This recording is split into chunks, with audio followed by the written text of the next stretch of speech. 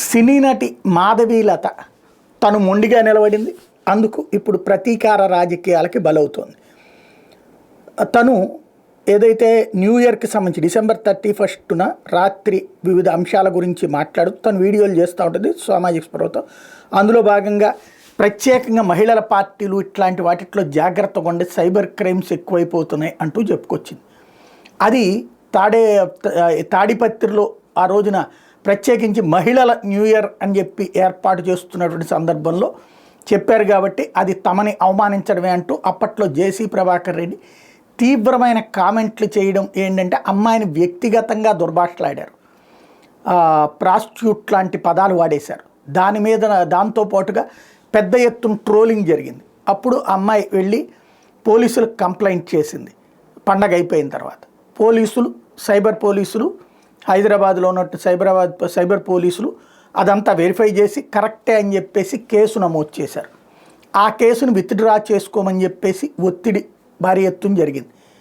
ఆ అమ్మాయి పట్టించుకోలేదు, మొండిగా నిలబడింది. ఒకటి తను సినీ నటే కాకుండా భారతీయ జనతా పార్టీ తరపున గుంటూరు 2 అభ్యర్థిగా కూడా గతంలో పోటీ చేసింది. తను మొండిగానే నిలబడింది.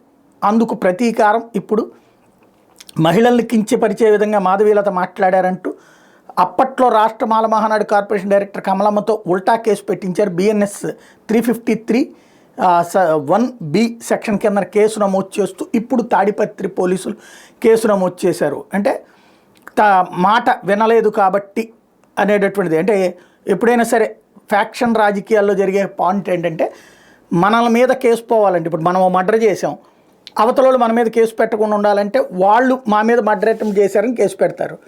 ఇది కోర్టుల చుట్టూ తిరిగే కంటే ఎందుకు వచ్చిన గొడవలు అని చెప్పేసి కేసు విత్డ్రా చేసేసుకోవాలి. ఇది ఒక రాజకీయం దశాబ్దాలుగా ఆంధ్రప్రదేశ్లో నడిచింది.